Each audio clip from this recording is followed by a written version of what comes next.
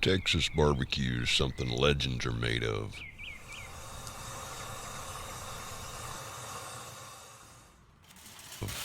We honor that tradition by using only the finest meats sourced from selected ranches.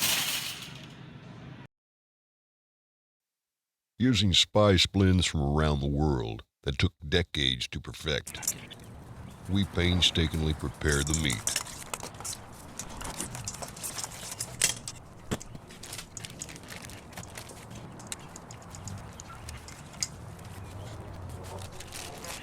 Then comes the hard part, as we work tirelessly to achieve perfection.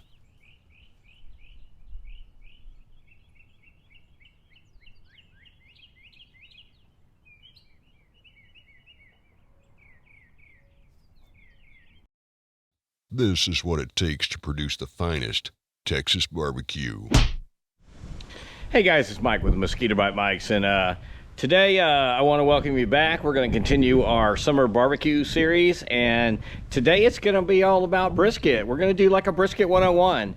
So if you're not familiar with what that really means, is I'm going to try to show you a simple way to make brisket where it doesn't take you all night and all day, and it's good and you'll be happy, and you know, you'll have a good time. So the first thing we're going to do is I'm going to let you look at our brisket. We're doing an Angus brisket. It's about 14 pounds. It's like about a $50 brisket, but it's actually a pretty good quality brisket. We're also going to do some beans. I'm going to show you a little special recipe where we take some Bush's baked beans and we kick it up a notch with some onion and some smoke. We're also going to do some fresh corn. One of the bennies of having a big pit is you have room to put corn and stuff like that on there, and it's really good. And I mean, who didn't like smoked roasted corn? So anyway, so hey, that's the deal. So all right, so here we are. We got our fire going, we got our temperature up. Like the intro showed, we're going to use the mustard and Tony's recipe. You can't go wrong with that. You really can't. It makes a great bark. It makes a great tasty, a little bit spicy, not really, but it's got a good flavor to it. And it also seals in the meat, keeps it from drying out, so that helps with your juiciness. And just like you saw in the intro, and I hope you enjoyed the intro, by the way, but just like the intro, I'm gonna show you how to put that together.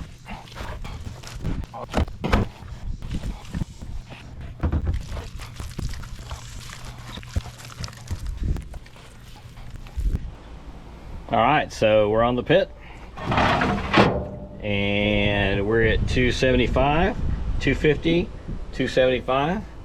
Perfect. So let's go to get happy. After I put the brisket on the pit, I left it on there for 6 or 7 hours. It won't get any more smoke than that. And after that, here's where the trick comes in. I pulled it off the pit last night. I wrapped it in paper and I put it in the cooler. And I let it sit all night and get happy and continue to cook and to rest in the cooler. So that's what it looks like.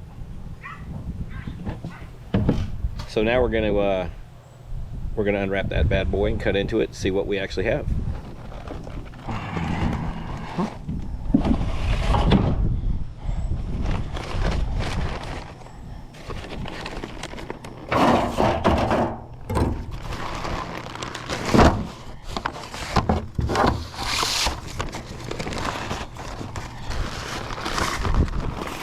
Oh, look how juicy that is.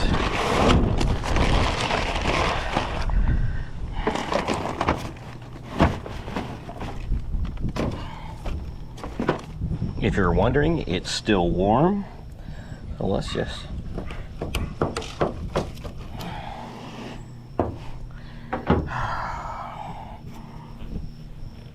there you go. Look at that moisture. Oh my goodness, does that look good or what? That is beautiful, beautiful. You can see it's got a nice smoke ring, a nice bark on it. It's super juicy. It's done. So let's give it the taste test.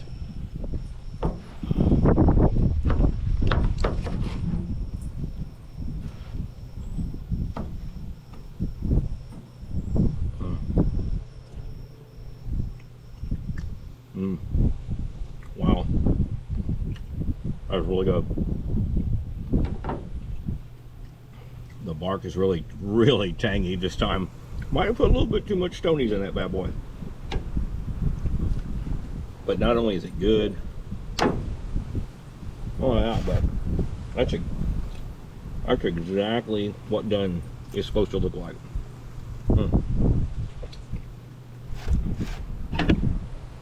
You will never make a brisket easier than that, I promise. So, happy 4th of July. Have fun barbecuing, and we'll see you next time. There it is. Beautiful. Easiest brisket you'll ever make. Give it a try.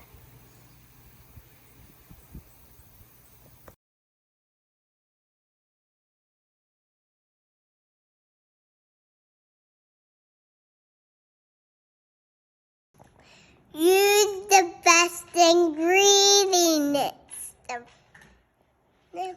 Seriously? Seriously, are you kidding me?